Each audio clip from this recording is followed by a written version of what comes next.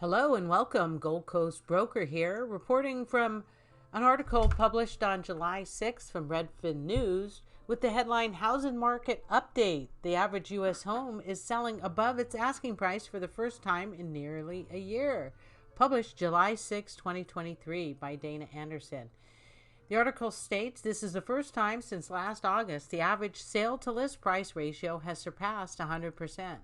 Low inventory and steady demand are buoying home prices. The average sale to list price ratio hit 100.1% during the 4 weeks ending July 2nd. Marking the first time in nearly a year the average U.S. home is selling for more than its asking price. Additionally, the median home sale price was down just $1,000 or 0.3% from a year ago when prices were near record highs. Stubbornly, high home prices combined with minus 7% mortgage rates are standing in the way of home buyers who are faced with near record high monthly housing payments. Lack of homes for sale is the main reason homes are selling above their asking price, with new listings down 25% from a year ago and the total number of homes for sale down 12% as homeowners hang on to relatively low mortgage rates. Despite the double dilemma of low inventory and high prices, early stage home buyer demand is picking up. Redfin's Home Buyer Demand Index, which is a measure of requests for home tours and other buying services from Redfin agents, is up 4% from a month earlier and near its highest level in almost a year. Almost every home is getting multiple offers and selling over asking price, said Portland, Oregon Redfin agent Jeremy Lucas. The lack of supply is making it feel almost like 2021 all over again, but higher rates mean bidding wars are happening more in the $500,000 range than the $700,000 range, but people can afford less. I'm advising buyers to shop a little under their price range so they can make a strong offer. Leading indicators of home buying activity. Well, the daily average 30-year fixed mortgage rate was 7.08% on July 5th, down just slightly from a half-year high of 7.14% a month earlier. For the week ending June 29th, the average 30-year fixed mortgage rate was 6.71%, up slightly from the week earlier, but down slightly from the 8-month high of 6.79, hit at the beginning of the month. Mortgage purchase applications during the week ended July 23rd rose 3% from a week earlier, seasonally adjusted. That's the most recent week for which data is available. Purchase applications were down 21% from a year earlier. The seasonally adjusted Redfin Home Buyer Demand Index, a measure of requests for home tours and other home buying services from Redfin agents, was down slightly from the week earlier, but still near its highest level since May 2022, during the week ending July 2nd. It was up 11% from a year earlier, the sixth consecutive annual increase. Demand was dropping at this time in 2022 as mortgage rates rose. Google searches for homes for sale were up 5% from a month earlier during the week ending July 1 and down about 9% compared to a year earlier. Touring activity as of July 2nd was up 6% from the start of the year, compared with an 11% decrease the same time last year, according to home tour technology company ShowingTime. Tours increased slowly during this time last year as mortgage rates shot up. Key housing market takeaways for 400 U.S. metro areas. So here's the synopsis. Unless otherwise noted, the data in this report covers the 4-week period ending July 2nd, 2023. Redfin's weekly housing market data goes back all the way through 2015. So the data based on homes listed and are sold during the period. These are the indicators. For bullets that include metro-level breakdowns, Redfin analyzed the 50 most populous U.S. metros. Select metros may be excluded from time to time to ensure data accuracy. Here we go. The median home sales price was $383,800, down just $1,000, minus 0.3% from a year earlier. That's the first time since March prices haven't declined at least 1% on a year-over-year basis. Home sale prices declined in 22 metros, with the biggest drops in Austin, Texas, 9.8%, year-over-year decrease. Las Vegas, 7.6%. Detroit, negative 6%.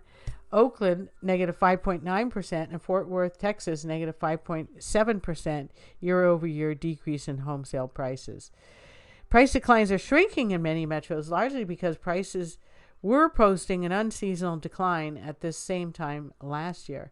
Sale prices increased most in Milwaukee, up 11.2%, Providence, Rhode Island, up 8%, Newark, New Jersey, up 6.3%, and Miami, up 6.2%, with West Palm Beach, Florida, coming in at 5.5% increase year over year of sale prices. The median asking price of newly listed homes was $395,725, up 1.1% from a year earlier. Asking prices have been increasing for a month. The monthly mortgage payment on the median asking price home was $2,622 at an average 6.71 mortgage rate, the average for the week ending June 29th. That's down slightly from the record high hit about a month earlier, but up 14% from a year earlier, or $313 increase on average of the typical monthly mortgage. So 14% comes to about $313 on average. Pending home sales were down 14.2% year over year, continuing a year-plus streak of double-digit declines in pending home sales, 14.2% down. Pending home sales also fell in all but one of the metros Redfin analyzed.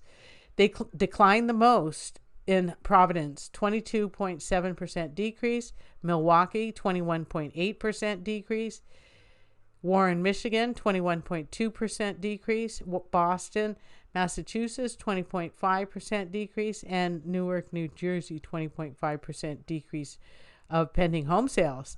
In Austin, they decreased 2.26% in Austin, so that has they increased 2.6% in Austin.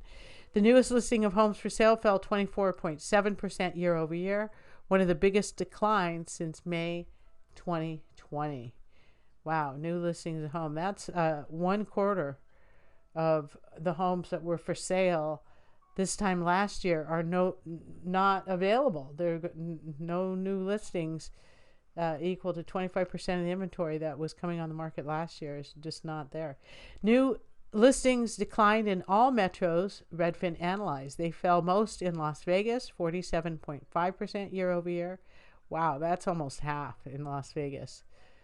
Half of the listings, new listings, same time this last year. Phoenix, 41.1% decrease year over year. Riverside, California, 36% decrease year over year. Oakland, California, 34.9%. And New Brunswick, New Jersey, 34.8%. So that tells you right there is not a lot of new listings coming on the market. And active listings, the number of homes listed for sale at any point during the period dropped 11.6% from a year earlier, the biggest drop since April 2022. Active listings were essentially flat from a month earlier. Typically, they post month-over-month increases at this time of year. Months of supply, a measure of the balances between supply and demand, calculated by the number of months it would take for the current inventory to sell at the current sales price, was 2.6 months, near the lowest level in a year. 4 to 5 months of supply is considered balanced, with the lower number indicating it's a seller's market. Now, 32.3% of homes that went under contract had an accepted offer within the first 2 weeks on the market, down from 34% a year earlier. Homes that sold were on the market for a median of 27 days, the shortest span in 10 months. That's up from 20 days a year earlier. So now they're taking about a month long to sell. 36.8% of homes sold above their final list price. That's the highest share in 10 months, but it's down from 51% a year earlier. On average, 5.6% of homes for sale each week had a price drop, essentially the same as the 5.5% rate a year earlier. The average sales to list price ratio, which measures how close homes are selling to their final asking price, was 100.1%. That marks the first time in nearly a year that the typical home is selling above its asking price. On average, it's down from 102% a year earlier, meaning that homes are basically selling at their asking price, not bidding war like before where they were bid up, on average 2% above the asking price. Now they're selling pretty close to the asking price. So that's the synopsis that I wanted to share from the most recent housing market update. I'm going to come back with some more graphs that we can go over and discuss the market update even more, for this is the summer of 2023. And if you have any questions or referrals, please email me at goldcoastbroker@gmail.com. Thank you so much for listening.